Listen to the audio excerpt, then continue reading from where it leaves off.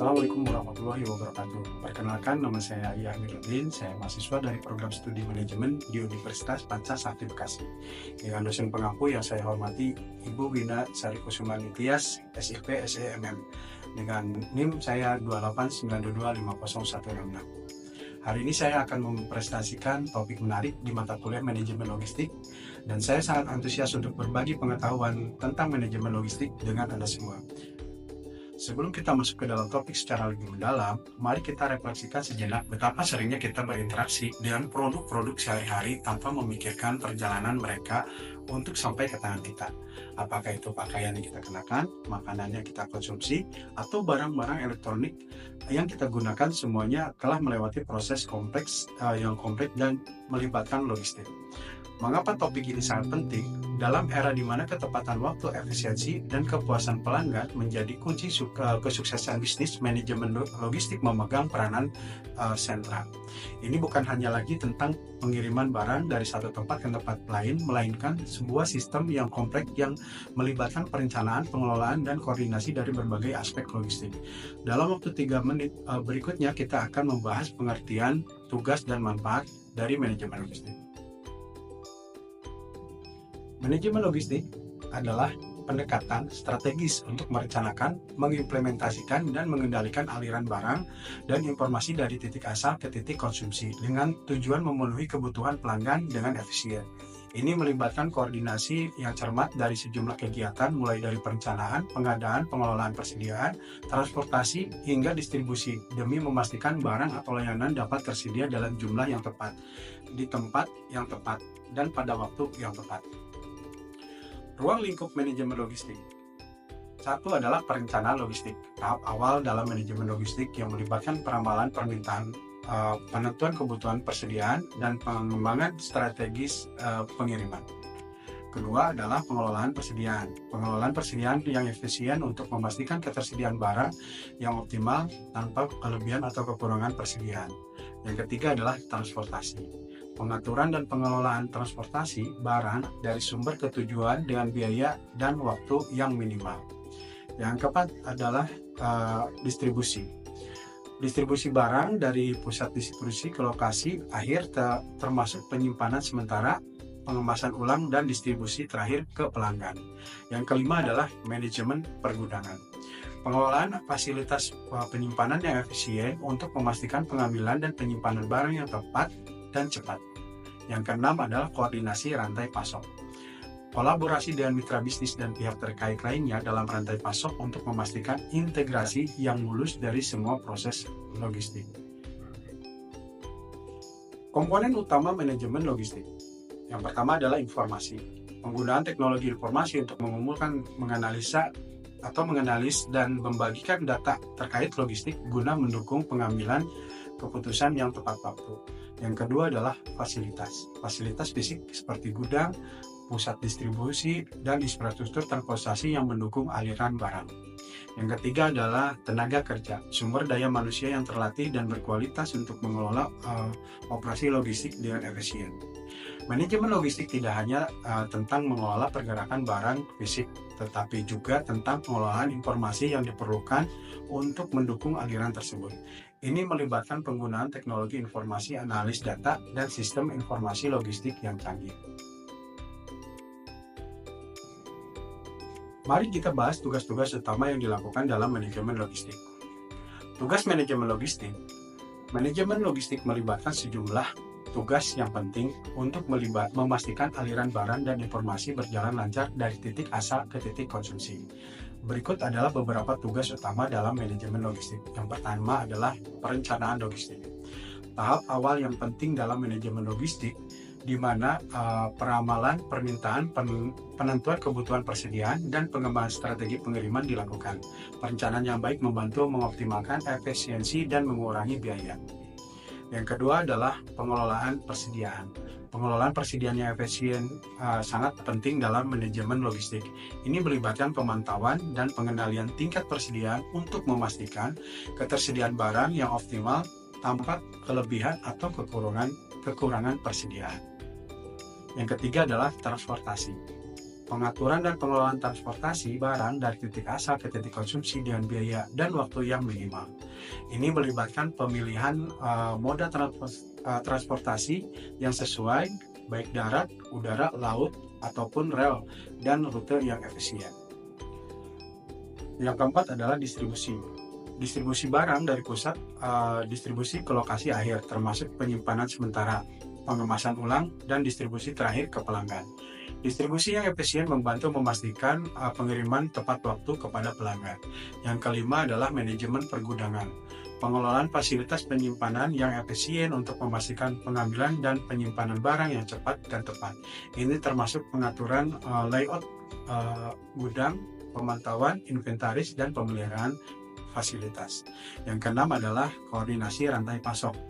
Kolaborasi dengan mitra bisnis dan pihak terkait lainnya dalam rantai pasok untuk memastikan integrasi yang mulus dari semua proses logistik. Koordinasi yang baik membantu mencegah terjadinya hambatan dan meminimalkan resiko dalam rantai pasok. Yang ketujuh adalah pengelolaan resiko. Identifikasi, evaluasi, dan mitigasi resiko yang terkait dalam operasi logistik seperti keterlambatan pengiriman, kerusakan barang, atau gangguan dalam rantai pasok. Setiap tugas ini memegang peran penting dalam menjaga kelancaran aliran barang dan informasi dalam rantai pasok, yang pada gilirannya berkontribusi pada keberhasilan operasional dan kepuasan pelanggan. Manfaat manajemen logistik. Manajemen logistik tidak hanya sekedar mengatur pergerakan barang, tetapi juga memberikan sejumlah manfaat signifikan bagi perusahaan. Berikut adalah beberapa manfaat utama dari penerapan manajemen logistik yang efektif. Yang pertama adalah efisiensi operasional. Dengan mengelola aliran barang dan informasi dengan baik, manajemen logistik membantu meningkatkan efisiensi operasional perusahaan. Ini termasuk pengurangan waktu siklus, penghematan biaya, dan peningkatan produktivitas. Yang kedua adalah pengurangan biaya. Manajemen logistik membantu mengidentifikasi area-area di mana biaya dapat dikurangi seperti pengoptimalan rute, pengiriman, pengelolaan persediaan yang efisien, dan pemilihan moda transportasi yang tepat. Hal ini dapat mengurangi biaya transportasi, persediaan, dan pergudangan secara signifikan. Yang ketiga adalah layanan pelanggan. Dengan mengoptimalkan rantai pasok, manajemen logistik dapat meningkatkan layanan pelanggan dengan menyediakan pengiriman yang lebih cepat dan andal. Ini membantu memenuhi harapan pelanggan dan meningkatkan kepuasan pelanggan secara keseluruhan. Yang keempat adalah fleksibilitas dalam menanggapi kebutuhan pasar. Manajemen logistik yang efektif memungkinkan perusahaan untuk lebih fleksibel dan menanggapi perubahan pasar atau permintaan pelanggan dengan sistem yang terintegrasi dan proses yang efisien. Perusahaan dapat dengan cepat menyesuaikan strategi logistik mereka untuk mengatasi perubahan kondisi pasar. Yang kelima adalah peningkatan produktivitas dengan mengelola persediaan transportasi dan distribusi dengan efisien. Manajemen logistik juga membantu meningkatkan produktivitas tenaga kerja dan sumber daya perusahaan secara keseluruhan. Ini termasuk pengurangan waktu tunggu, peningkatan pemanfaatan aset, dan peningkatan efisiensi operasional secara umum. Yang keenam adalah pengurangan risiko. Dengan memperhatikan faktor-faktor risiko seperti keterlambatan pengiriman, kerusakan barang, atau gangguan dan rantai pasok, manajemen logistik membantu mengurangi risiko operasional perusahaan. Ini dilakukan melalui perencanaan yang cermat, pengelolaan risiko yang efektif, dan rencana darurat yang tersedia. Manajemen logistik yang efektif dapat memberikan kontribusi yang signifikan terhadap keseluruhan kinerja dan keberhasilan perusahaan. Dengan memperhatikan manfaat-manfaat ini, perusahaan dapat memprioritaskan pengembangan dan implementasi strategi logistik yang sesuai dengan tujuan bisnis mereka. Di sini ada contoh studi kasus bagaimana penerapan manajemen logistik di Auto 2000 Toyota. Auto 2000 Toyota adalah jaringan dealer resmi Toyota terbesar di Indonesia dengan cabang yang tersebar di berbagai kota. Mereka menangani penjualan mobil baru, layanan perawatan, dan penjualan suku cadang Toyota. Pada suatu waktu, Auto 2000 Toyota dihadapkan pada sejumlah masalah terkait manajemen logistik dalam operasionalnya. Nah, masalah ini salah satunya tantangan utama yang dihadapi Auto 2000 Toyota adalah kesulitan dalam mengelola persediaan suku cadang yang tepat. Sebelumnya mereka mengalami kesulitan dalam memprediksi permintaan pelanggan secara akurat yang sering mengakibatkan kekurangan atau kelebihan persediaan di cabang-cabang mereka. Solusinya adalah untuk mengatasi masalah ini, Auto2000 memutuskan untuk memperbaharui sistem manajemen persediaan mereka dengan menggunakan solusi perangkat lunak terbaru yang terintegrasi. Sistem baru ini memungkinkan mereka untuk memantau persediaan secara real-time, menganalisis pola permintaan pelanggan, dan merencanakan pengadaan suku cadang dengan lebih tepat. Implementasinya adalah selama fase implementasi, Auto2000 Toyota melakukan pelatihan intensif kepada staf mereka untuk memastikan pemahaman yang baik tentang sistem baru. Mereka juga mengintegrasikan sistem tersebut dengan sistem lain yang ada di perusahaan seperti sistem penjualan dan sistem layanan pelanggan. Hasilnya adalah implementasi sistem manajemen logistik baru menghasilkan sejumlah hasil yang positif. Implementasi sistem manajemen logistik baru menghasilkan sejumlah hasil positif. Yang pertama, optimalisasi persediaan. Toyota berhasil mengoptimalkan persediaan suku cadang di setiap cabang mereka. Mereka dapat meminimalkan kekurangan dan kelebihan persediaan yang pada gilirannya mengurangi biaya dan meningkatkan efisiensi operasional. Yang kedua, pelayanan pelanggan yang lebih baik. Dengan ketersediaan suku cadang yang lebih baik, Auto2000 Toyota dapat memberikan pelayanan perawatan yang lebih cepat dan lebih andal kepada pelanggan mereka. Hal ini meningkatkan kepuasan pelanggan dan memperkuat hubungan jangka panjang dengan mereka. Yang ketiga adalah pengurangan biaya operasional. Dengan mengurangi kelebihan dan persediaan dan meningkatkan efisiensi operasional, Auto2000 Toyota telah berhasil mengurangi biaya operasional secara keseluruhan. Hal ini membantu meningkatkan profitabilitas perusahaan. Yang keempat adalah visibilitas rantai pasok yang lebih baik.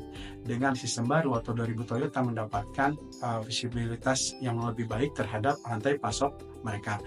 Mereka dapat melacak pergerakan suku cadang dari pemasok hingga pelanggan dengan lebih akurat dan memungkinkan mereka untuk mengidentifikasi dan menangani masalah yang lebih cepat. Dampaknya dalam jangka panjang adalah penerapan manajemen logistik yang efektif membantu Auto2000 Toyota untuk memperkuat posisinya sebagai dealer resmi Toyota terkemuka di Indonesia. Mereka dapat bersaing lebih baik dalam pasar yang semakin ketat sambil terus-menerus memberikan layanan terbaik kepada pelanggan mereka. Selain itu, mereka memiliki fondasi yang kuat untuk pertumbuhan dan ekspansi di masa depan.